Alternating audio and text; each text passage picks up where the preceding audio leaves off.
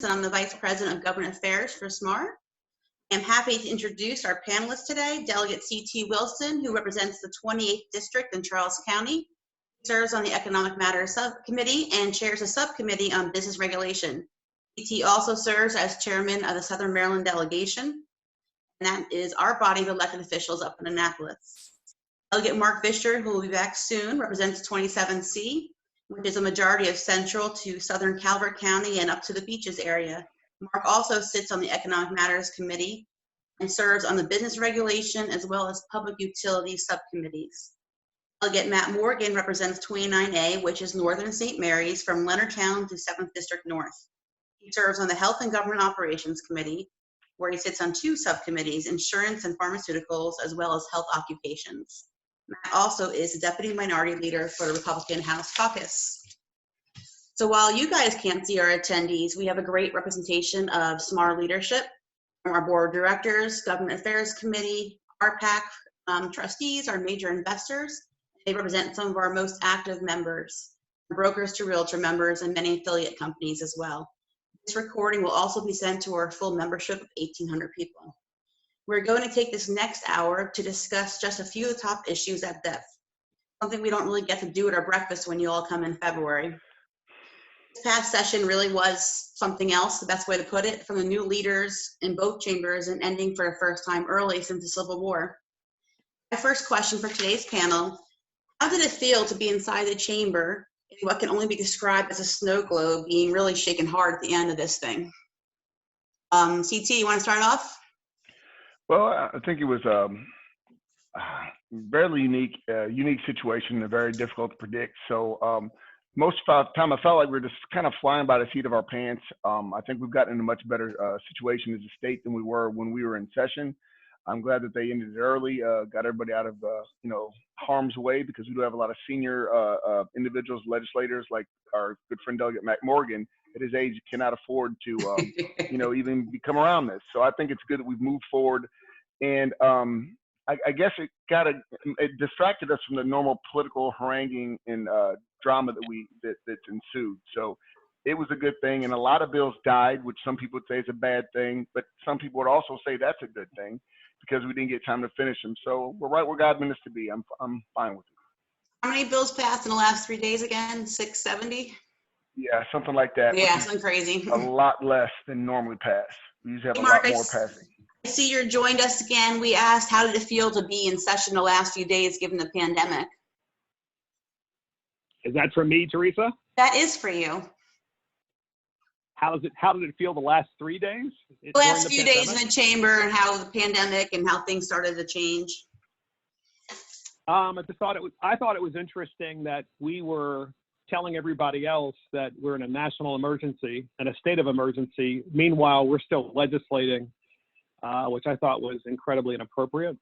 And now that I've had time to think about what we did, I think it was more inappropriate now than ever that we did that. In fact, it was pretty darn disgusting that we would be sitting there putting members at risk when we're telling everybody that we don't know what this thing is. We don't know if it was released intentionally. We don't know if it was bioengineered. But meanwhile, we're so important they have to keep legislating and raising taxes and spending money during a time when people are losing their jobs. So sorry to go there, but I have to, because it just burns me up that that's what we did. And it still burns me up that we have people talking about the fact that we need to be spending $32 to $34 billion on Kerwin when people don't even have jobs or income. So hopefully you can see what I really think about what we did. Absolutely. I'll let you clean that up. Well, yeah, it was one of the craziest sessions, obviously, I've ever been a part of. You mentioned it in your opening. I mean, it's the first time since the Civil War that the Maryland General Assembly didn't finish out this. And really, let me set the image for you of what went on. Session ended on a Wednesday. The preceding Thursday, they canceled all public hearings. So the public wasn't allowed in. By Friday, they got rid of lobbyists and our staff. So Democratic caucus had their people there. Republican House caucus, I think we were allowed 2 staff members. All the rest of the aides for both parties, nobody was allowed there. So it was a very eerie feeling that the buildings were just empty. The chamber was empty. The floor was empty. And then I think on that, we worked through the weekend, Saturday, Sunday, multiple sessions on Sunday, Monday. Monday, they brought in the National Guard to guard the thing. So it was like a scene almost like from like Red Dawn. Like you'd have you walking into the State House past, armed military soldiers in Humvees. It's just a very eerie type feeling. But, politics ended up ruling the day in the end. It was really troublesome, and hopefully we can get into it. Last day of session, well, I'll say the Tuesday night of session, 10:41 p.m., we're on the House floor, and they bring up, Democrats push forward a bill hearing the next day in the House Appropriations, off of what I would call a fake balanced budget amendment. And Constitutional change. yeah, constitutional change allowing the legislature to actually increase and spend more money in the operating budget, changing a 106-year process. We got to the House floor Wednesday morning, fought like crazy over it. We tied things up for about 2.5 hours. They moved it from second reader to third reader and ultimately passed. But the one thing that really stuck out to me was we had one moderate Democrat stand up on the House floor, Geraldine Valentino Smith, represents Prince George's County. And she stood up on the floor and just said how wrong she thought this process was, that it was really just a power grab. And still can't believe they did this to her. They ended up firing her from her committee chairmanship right there on the House floor. It was a huge power grab, and I just thought it was a lot of emotions the last few days. Yeah. So it was upsetting to see, never let a crisis go to waste. But voters will be able to weigh in on that and give them their opinion this coming November. But hopefully we can get the message out that it's not a good amendment. Let's walk backwards a little bit. We guys were in our house in SMAR February 3rd for our breakfast. A few weeks later is when session gets really busy. We're trying to beat the crossover date. There was no COVID mention really for us in Maryland Assembly, as well as what we were doing. We saw a lot of top issues coming up. So let's talk the sales service tax. We all know what it was, a 5% sales tax on real estate industry in addition to what we already pay, service tax.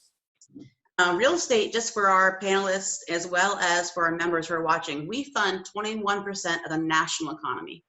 And we also fund over $9 billion in Maryland alone, and $300 million a year of new revenues. So we're a pretty big industry as it is and are taxed pretty heavily. The introduction of this bill was to help pay for the Kerwin education bill, $34 billion, and we will get into it later. It really felt, for me as a lobbyist, it came out of nowhere. And so it seemed to skip a lot of the rules in the House of how it was heard, rules committee, going to a committee, getting on the floor, and the amount how quickly it went. Have you guys seen a bill take this kind of path before? And did the Senate leadership really get caught by surprise with it? I'll ask CT first. I've never seen a bill go through like that. But I mean, I've seen us do it in the military, and it's called a feint. Well, they basically they stick in real quick. They try to show you this gloom and doom, and then they followed up with something that's now more palatable because what they gave you the first time was totally unconscionable. We've done it. It's a military maneuver. It's called a feint, and so I would expect Plan B of that to come this session. Now that they've softened everybody up, so they can go, well, yeah, well, at least it's not the service tax. Mm-hmm. I don't believe there was any, and I utterly hate politics. And what Matt was speaking about earlier, it's, my wife always reminds me, you can't complain about something you chose to be in. And, the thing that happened to Geraldine Smith, that was horrifyingly political, and that's just the devil's game that we play. It shouldn't be that way, but it's the way it is. I deal with it just as much as everybody else. But this is another portion of the devil's game where, that I don't believe there's ever any seriousness of that passing. It's just, look, we got to get the money from somewhere. Let's go gloom and doom and then come back with something more gentle, which is still going to be a tax. But, hey, it's not the service tax. So people, industries like yourselves, as long as you're not hit directly now, you'll be grateful. I agree with that. I don't think it was ever intended to do anything but fire, something across a bow to see what the reaction would be.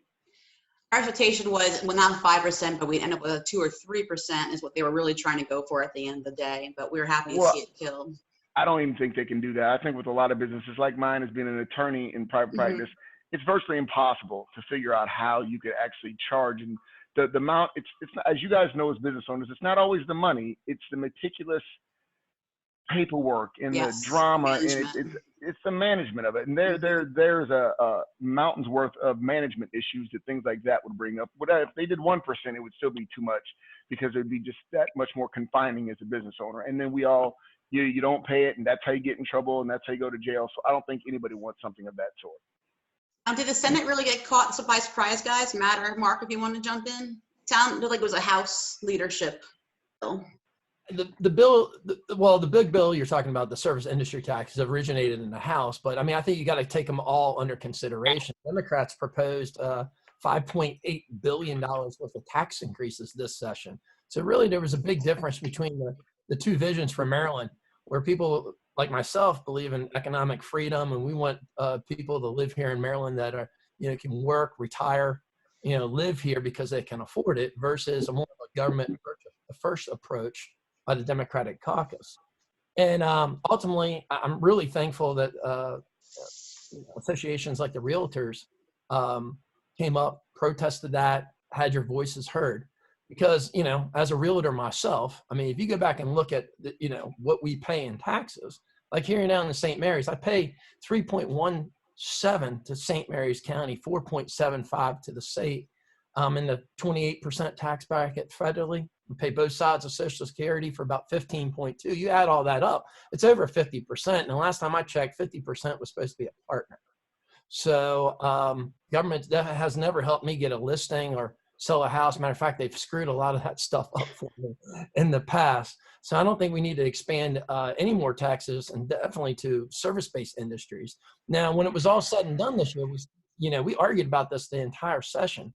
And they end up advancing 3 tax bills. One was a internet sales tax, and then the second one was a smoking tax on cigarettes. Luxury.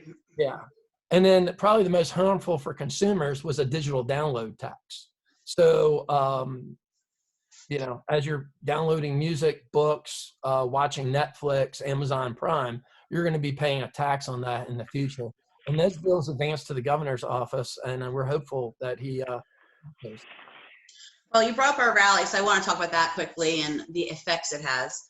We organized a rally in less than a week once we found out about the bill, and we had over 1,200 realtors come down to Annapolis or up to Annapolis for the day.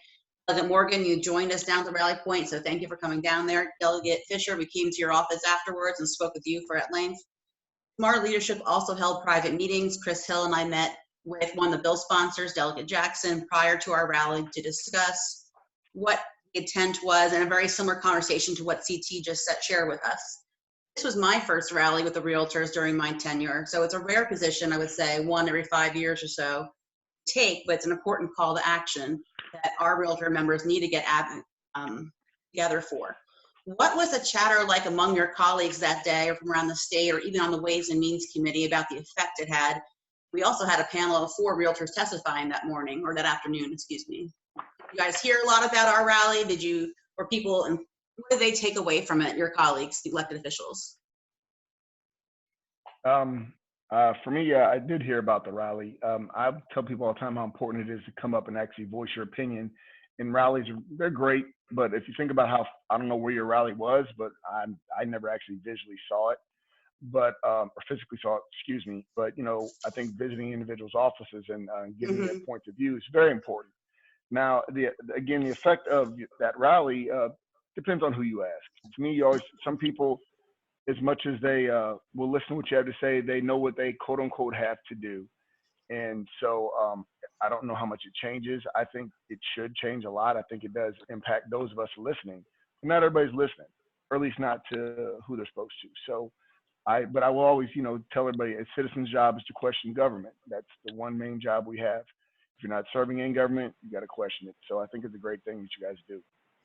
Mark, I have a question directly for you. We met with you as a group after rally because we went to all the offices, as CT mentioned.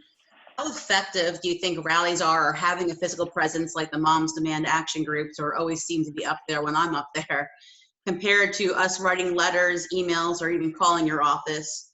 Bottom line, how do we get your attention? Also, how do we sway your position as a delegate? It's a great question. I think you guys probably had a huge effect on the session because you did show up in person. I really think that made a huge difference. I mean, as a general rule, we tend to pay attention more when people do show up. We also pay attention the most when the people who show up in our offices are from our district. And that's extremely effective, I think. And I think the numbers are somewhat intimidating when you show a ton of people and we see that there's a critical mass of people that are concerned about a particular policy.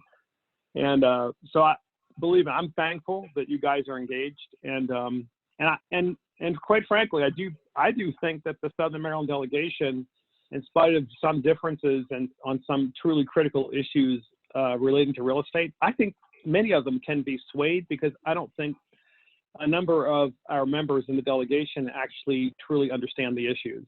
I don't mean the issue itself. I mean the long-term effect of an issue.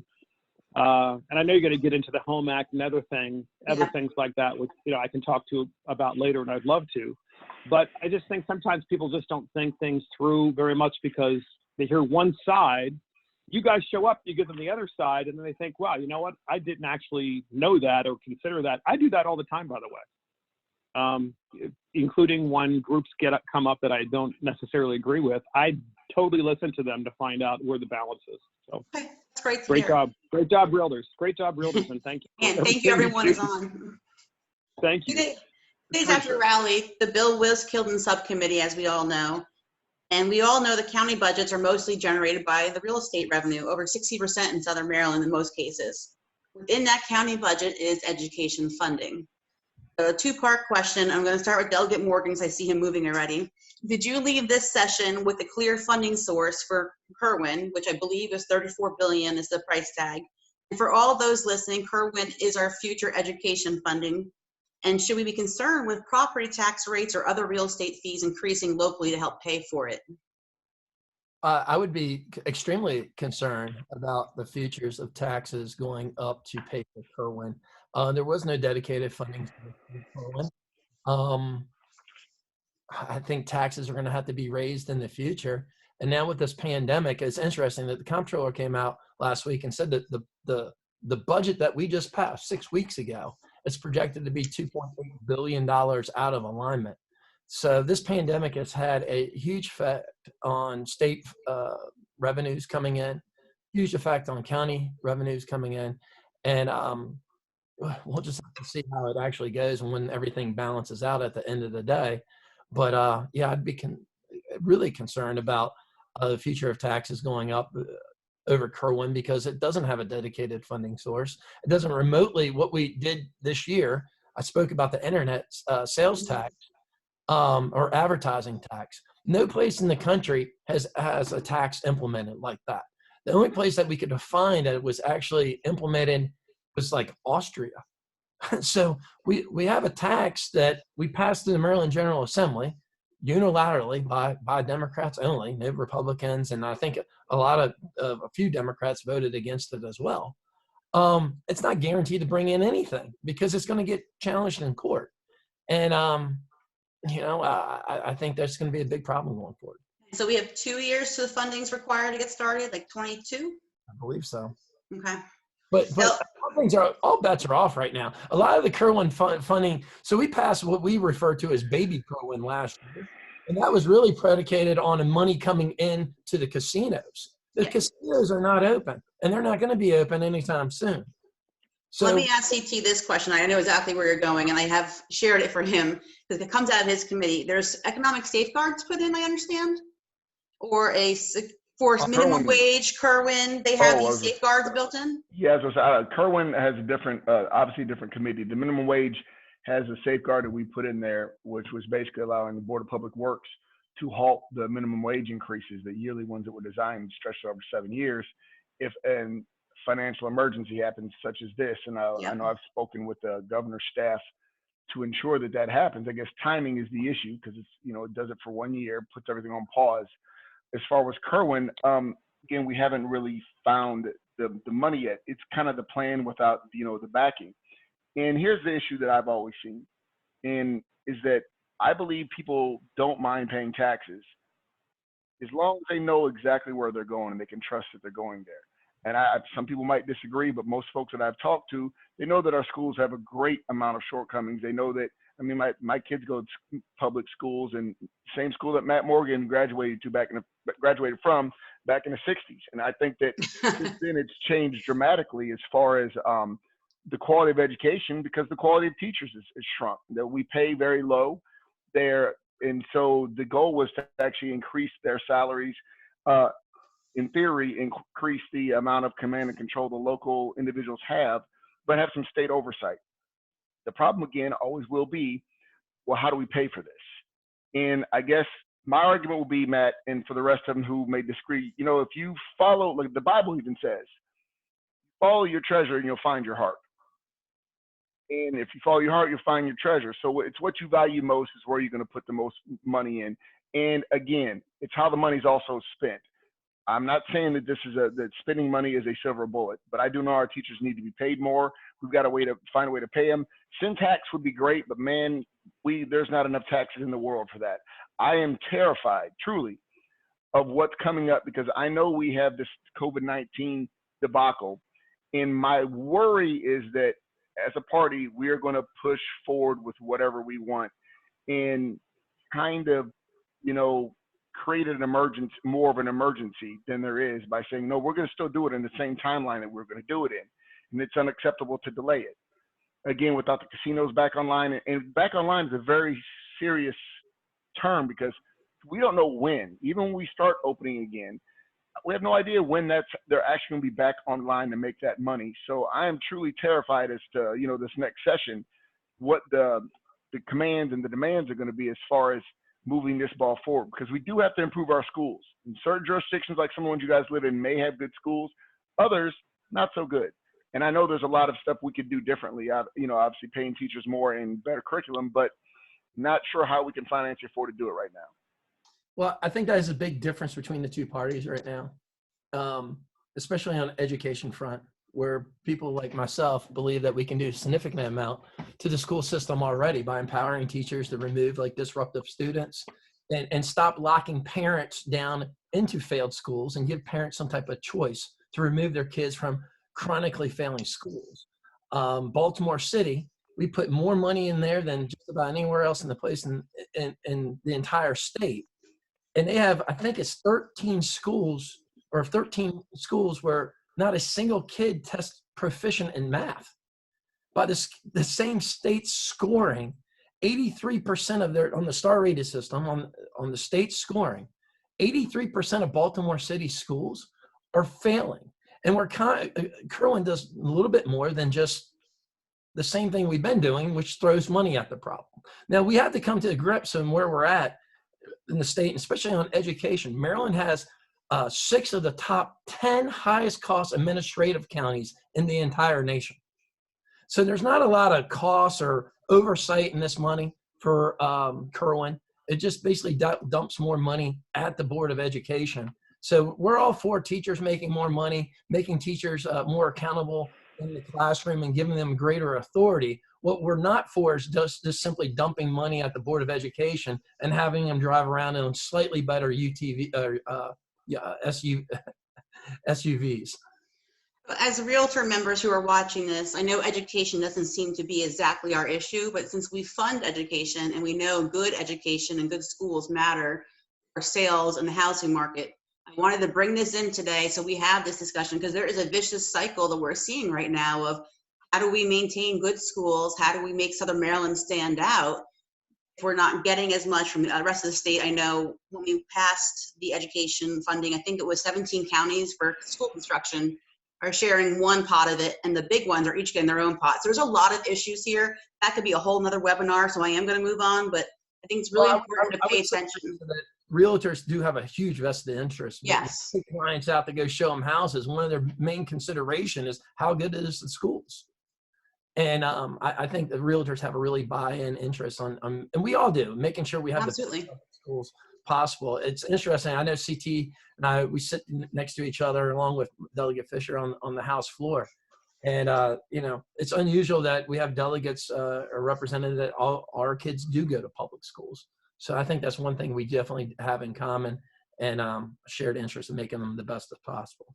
And also, and Teresa, I just want to say this, just to follow up with what Matt said, because, I know you guys, your appearances are up there. You guys are up there doing, what you need to do. But I would double down on what he's saying as far as with our education. Even that should be another area of you guys should be getting testimony and getting involved in those bills, because we really only hear from one side, and I think you guys, right. I think it's more important that because like I said, I bought my house for the school I thought my kids were going to.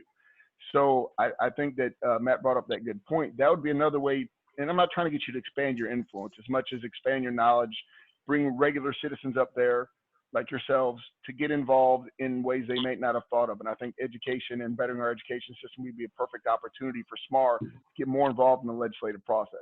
We need to hear your voice. So Teresa, this is Mark. Mark. Hey, Teresa. Yeah, real quickly.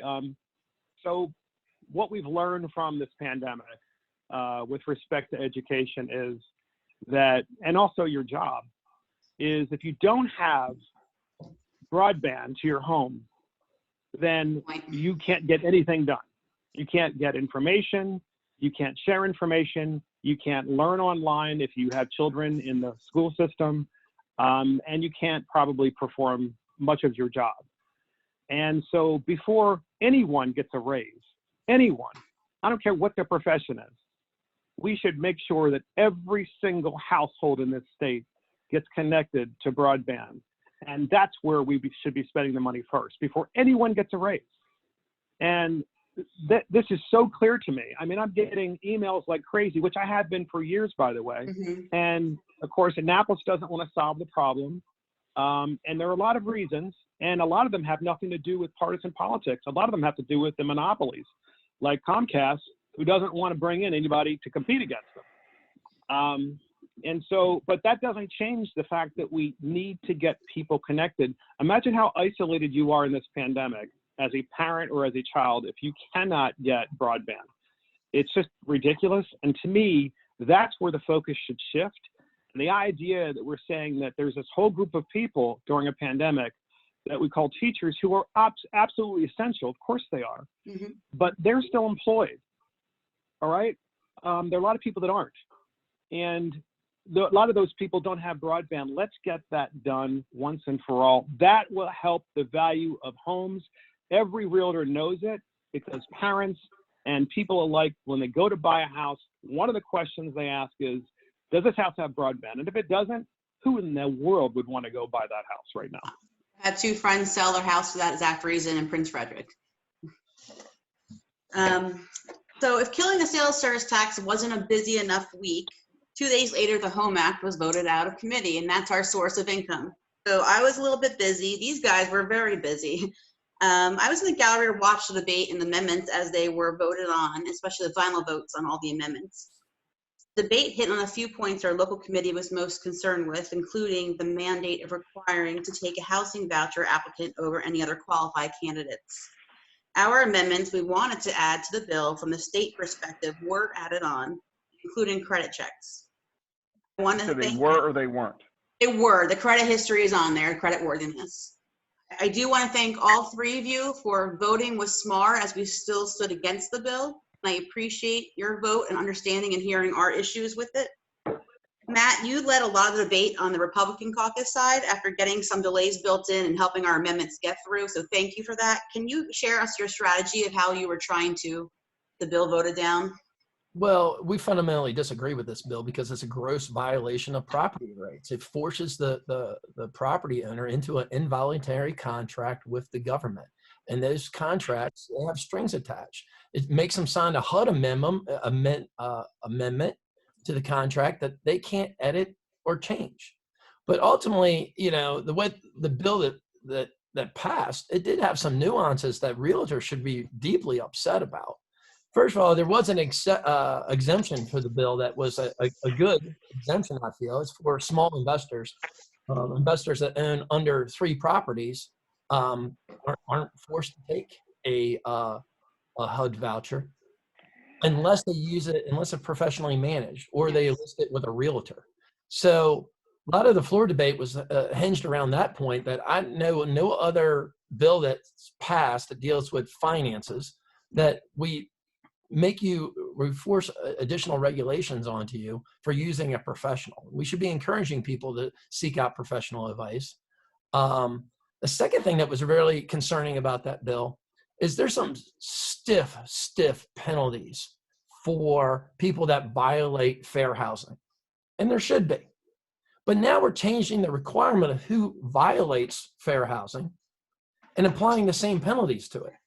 And this is a slippery slope. On the House floor, I gave an example. If, let's say you list a house for rent and you want a tenant with a 700 credit score. And the first week, a tenant with a voucher comes in there, fills out an application, you run their credit, they have a 630 credit score. Well, that's not what you're looking for. And you can tell that prospective tenant no. But then after your house sits on market for 30, 45 days, your threshold of finding a tenant, goes down a good bit. You missed a couple rent payments, you missed a couple mortgage payments, So you have somebody comes in with a short-term lease and you run their credit and they have a 620 credit score.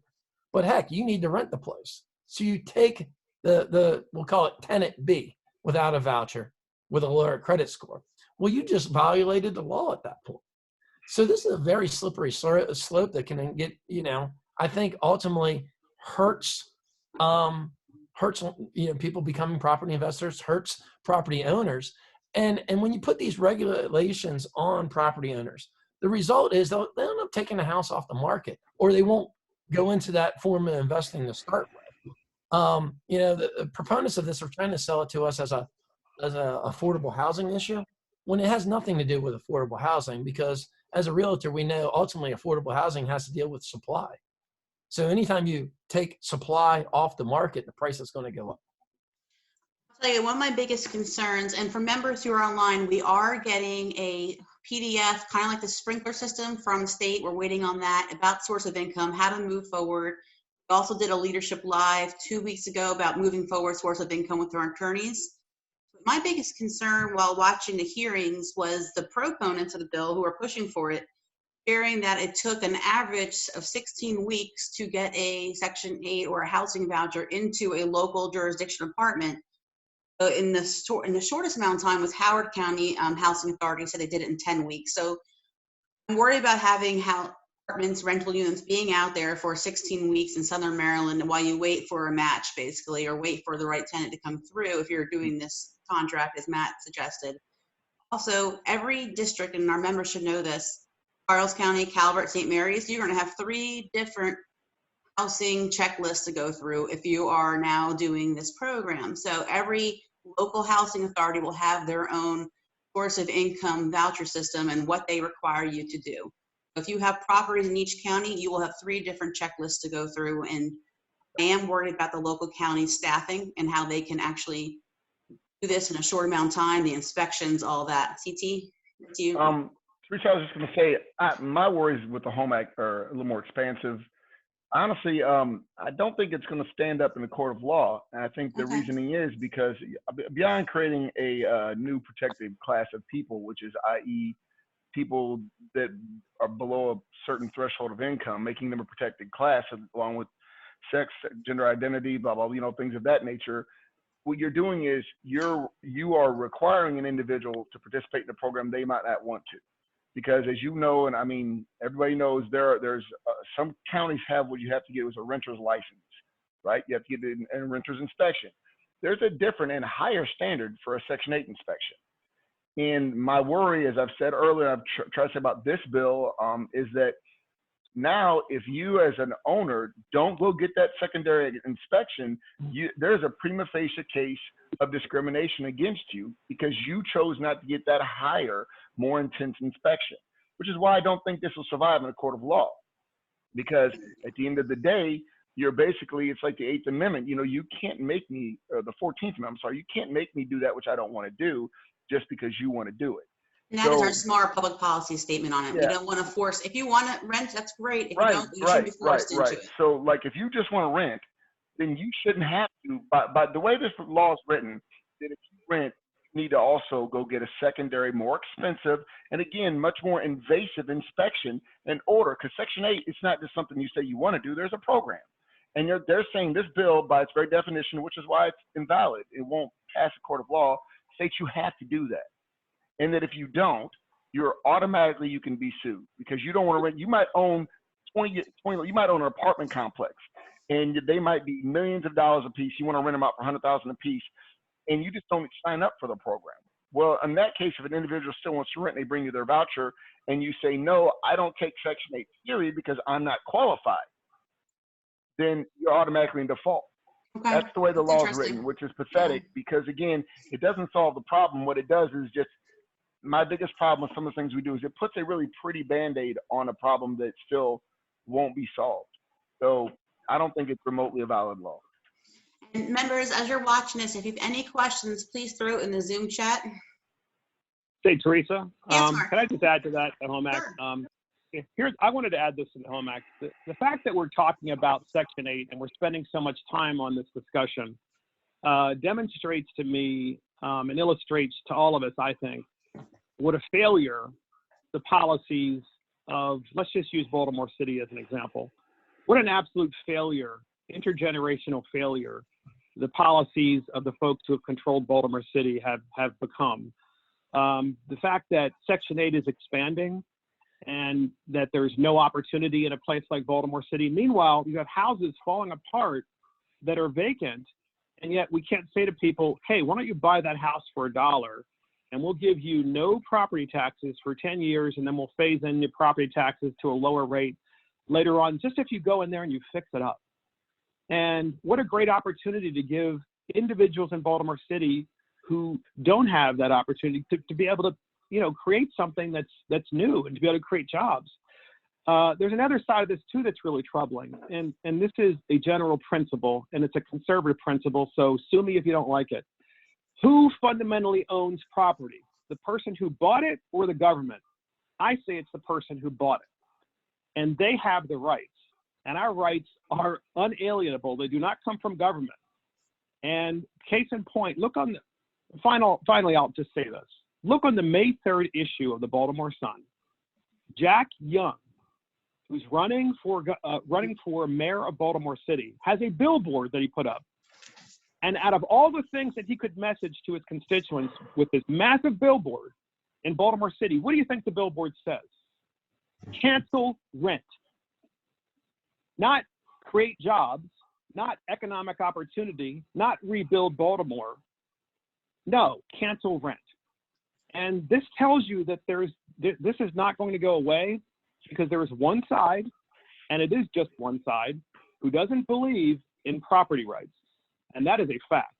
And increasingly, they're moving more and more towards the socialist and communist model, which is very dangerous, very dangerous. And that's why, we're all fighting against this, but we should look at the general principle. Do we need to get more people in housing and get them to buy houses, which is what realtors do? Thank you, realtors, by the way, very much for doing that. Or do we need to make people angry about the fact that they're entitled to something without having to necessarily put in the effort? So I'll leave it there. Thank you. I'm actually going to segue to something you just spoke about in a few minutes. Let's kind of come to our current future, this pandemic we find ourselves in. When the session ended, leadership hinted you may come back and recently said it would not be in May, which was the first initial date. We have found many of our bills were not passed, and if you go to the Maryland Realtor website as well as SMAR's website, we have a legislative summary of what bills passed and what did not. We have a 67-page summary too, but I would do the shorter one. And so the 670 bills we mentioned earlier were changed in the last 3 days. What is the expectation you will come back this year, and will you get more work done or just focus on pandemic funding and changes?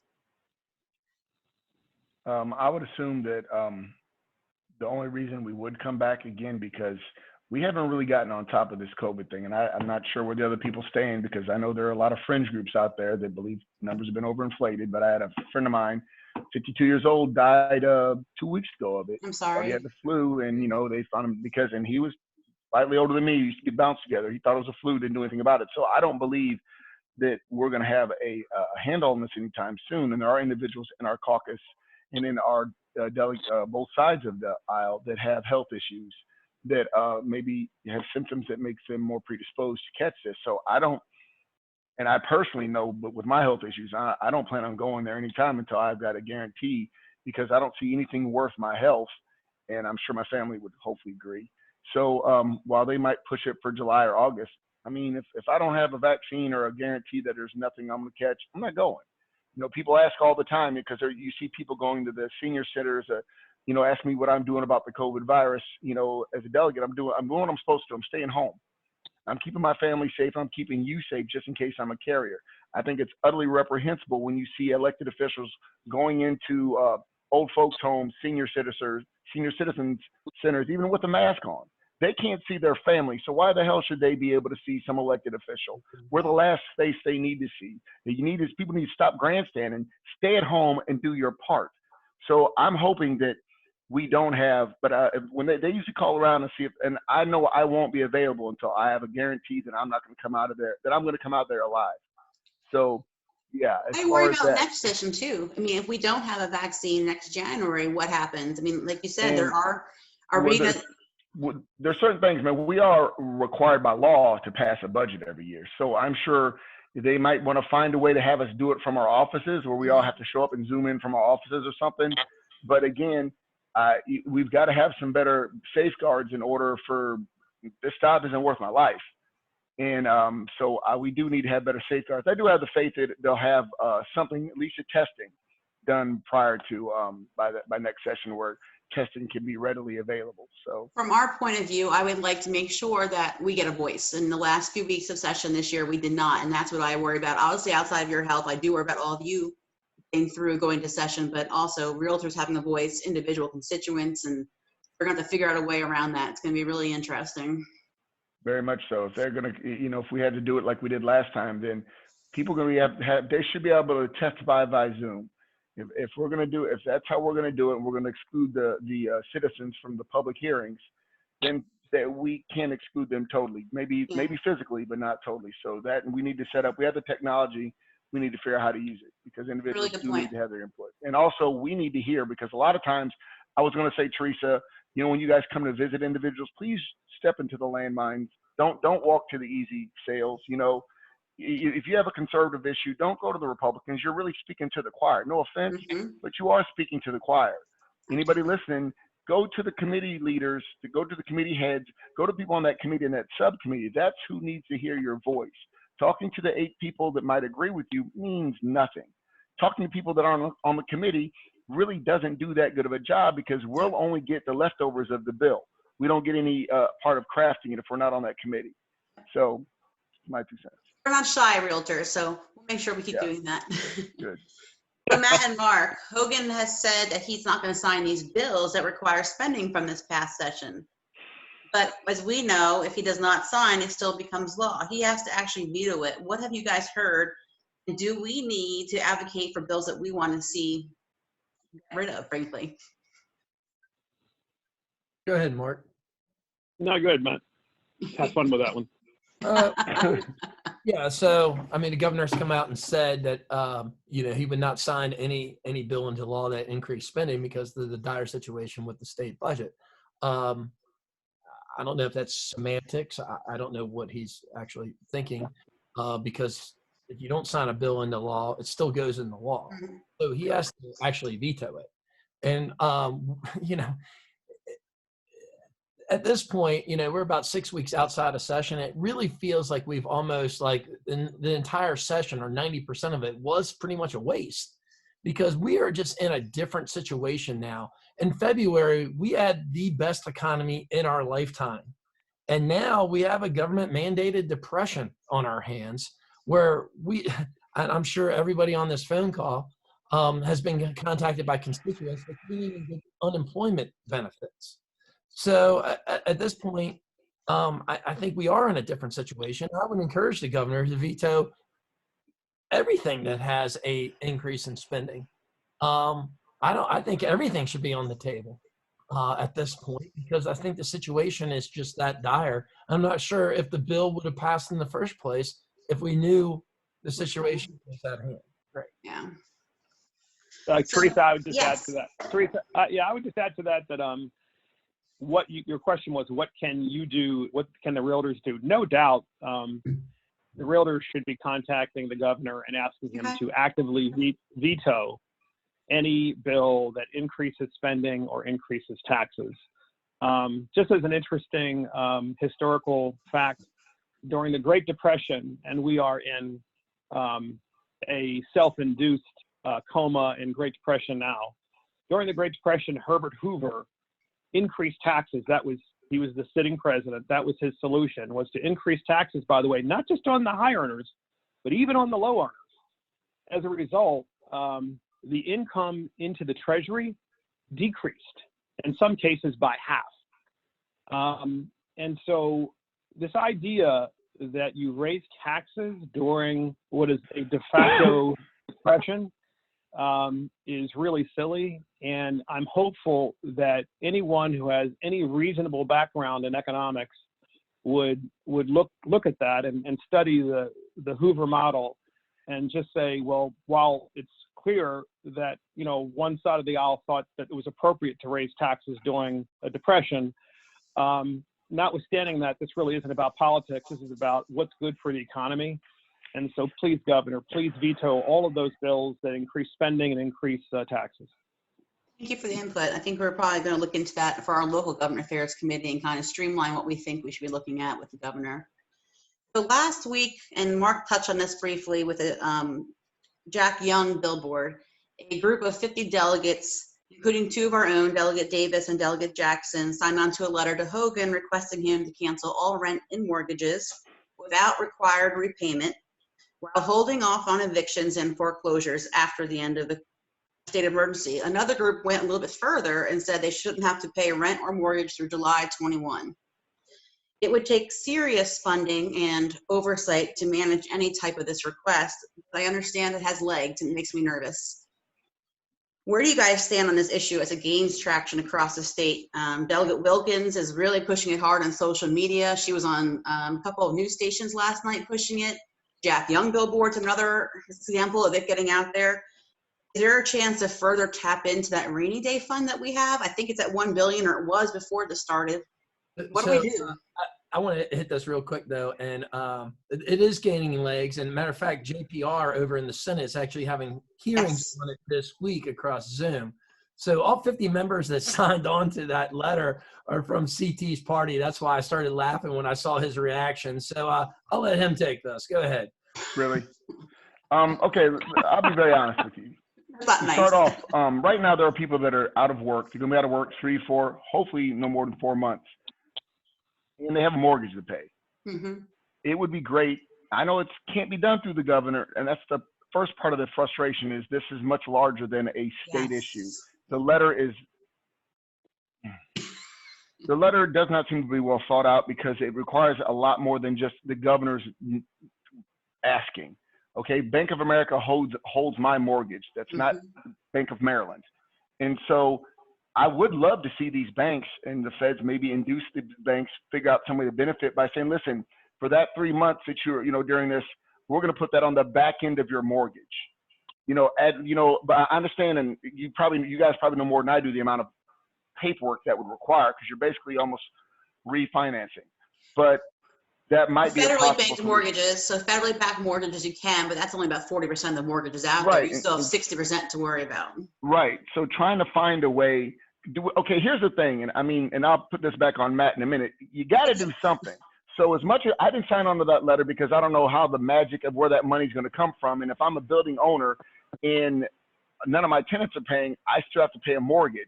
Yes. And if the bank, everybody has a vested financial interest in this going on as a process. So it is utterly frustrating to see a lot of people that sign on either because it looks pretty, and secondly, I'm not going to say bad faith, but to me, it's heartbreaking because they know it's not going to work. They know we can do all the hearings in the world. People are still going to need to somehow pay off the apartment that they own. And it's not like we're going to be able to tell them, well, you pocket the mortgage or you take that mortgage and we'll get back with you. We don't have the money for that right now. So it's very frustrating, but we've got to do something. And I'll put this back on Matt and the other party, because saying that's wrong isn't a great solution if you've got nothing in its place. if there's no way for these individuals who right now, because I don't have a problem with saying we're not going to do any evictions. I believe the governor's already made that clear. There's not going to be any evictions right now during this horrible situation. But the corollary to that is, guess what? Now they're 4 months behind. So the day that we lift that where you can't do evictions, they're 4 months and interest behind. We haven't solved anything. We have kicked the can down the road a very short amount of time. And I haven't heard from anybody else what a possible solution is. It's very easy to say no, but you got to have a butt attached to that. So, Matt, I'd love to see your butt. Tell me what it is. Okay, so the solution to that is you let the free market handle it. And here's the biggest problem with Democrats on this issue. They act like every investor is like Jared Kushner, and we're going to, there's going to be massive people evicted. Most property investors are willing to work with their tenant because it's in their best interest. But this notion that we're going to hold off rent payments for the rest of the year, first of all, what gives you the right? What is your fair share of somebody else's labor? I agree. I mean that's really the question right there. And if they do that, first, I think that's unconstitutional. Two, many of these mortgage holders, like you mentioned, that the federal government backs a lot of the residential mortgages. Well, they don't back hardly any of the investor mortgage. Correct. So, I mean, putting the government in between two contracts with a person, that's not even constitutional. I think this is opening up a can of worms, because when you start saying, hey, you know what? And the comptroller said this many times, don't pay your mortgage, don't pay your rent, call your landlord and work it out. My question is, if you're like, you take a moderately rented apartment, like in Charles County, $2,000 a month rent. If you're upside down $8,000 by the end of this, for, let's say you forgive it for 4 months, how do you get that tenant caught back up? I mean, it's virtually impossible. I mean, most of these tenants don't have money to charge to $200, $250 extra a month in rent. And now you're looking at to get them caught up, you're looking at over like a 2-3 year process. It's just not practical. It's going to balloon up for that tenant too. But I don't understand. And ultimately, when you start forcing people into this, say, hey, you can't evict anybody, you can't do that, property investors will take houses off the market, and you're going to raise the cost of housing at that point. Well, my point was, my question still has more to it. Believe me, I didn't sign on to the letter for a very good reason. Well, I know. However, we're still left with a problem, and it is a very serious problem. And if you're an individual right now, you're out of work, and yeah, you bought a house that was a little more expensive than you could, but now you can't afford, you're terrified that you're going to lose this house. Or if you're an older person and you've almost paid your house off, but you can't finish, you're basically 7 years left, you don't want to be foreclosed on when you actually have more value in that house than you owe. So, and the problem is, I'm sorry, what happens, again, I'll just say, what happens if the lien holder or the mortgager does not want to work with you? And I guess that's a solution we have to find. Well, just to give you some, if you want to work with somebody in the state of Maryland, it's a very complicated process as far as going through the foreclosure process. So you have plenty of time to actually work out a deal with your lender. And we just went through that process about 10 years ago during the housing collapse. Okay. So I'm going to try to wrap it up and CT give you some hope. We are having an advocacy meeting later today with different groups from the state and talk about this letter and what solutions could be out there, and trying to find the right answer and right balance, which is something that we're all trying to do. I'm going to wrap up for today. We are extremely grateful real estate and housing remain essential in Maryland. And as an association and a realtor family, we have adapted our business and operations to follow these guidelines and the executive orders. We know at the heart of this, the issue for housing is essential. Essential, as we're just talking about, people who need to pay rent and who need to pay mortgages. Our housing is a real issue. I know our members are working hard to help people get in housing, and I appreciate you delegates coming on and talking to us about the issues that we're seeing. Hopefully we can do this again, given current situation. We don't know how long it's going to be, but the webinar is a great idea. This will go out. So thank you. I don't see any questions in our chat box, but a lot of hellos and thank yous. Well, I just want to say thank you to SMAR for doing this. Normally on a end of session, we would have probably had 4 or 5 of these end of session wrap-ups. Right. I haven't done a single one. I don't have you done one, CT? I don't think Mark has either. So thank you for taking the time to actually set this up, and call us back in a couple of weeks or something like that, because honestly, we have nothing else to do. There's no, Matt might need some leads, my Teresa, friends. Yep. Teresa, thank you. you, The Mark. only thing I would add too is I just want to add this: if the realtors can advocate with the governor and the legislators to implement financial literacy education. My good friend Jay Walker has been trying to do this for years, and he's 100% right. And the more literate people are with financial literacy, the better off we are during times of crisis, where people don't have to rely on government and so forth. Instead, they can actually just talk to their landlords and talk to other people and talk to family members and help one another out, which is the way things used to work, instead of going to government first. But CT also, but I just want to say, CT, you do have a great point. I mean, there was PPP money for small businesses, and I just want to finish with this. There were PPP money for small businesses. Many of them got it, many of them didn't. And that was to keep those small businesses in part afloat, but also to pay their employees. I think a portion of that could be used for the company. It does seem a bit unusual that we would do that for businesses and not provide some assistance for folks who are completely, down on the luck, unemployed, and then, so forth. But anyway, it's complicated. Let's face it, these are strange times. So thank you, realtors. I appreciate it. And I just want to say I appreciate our community and our delegates, and I think we all can kind of work together and help each other during this time. Will be good. Thank you. Thank you. And I just Thanks, want to say guys. again, Take care. Teresa, thank you for everything you guys are doing. And I really would implore you, you guys are the subject matter experts. So the letter that you guys all saw, and as ridiculous as it seems, I would hope that with the amount of knowledge that you guys have in that situation, that you can come up with a better solution. Again, find us something better so we don't have to default to the pathetic ideas of, just snap your fingers and make that mortgage disappear. Please come up with something better, something more viable, and something that addresses that problem to the best of your ability. I appreciate that. Absolutely. Thank you, CT. Thank you, Thanks, guys. Take care, everyone.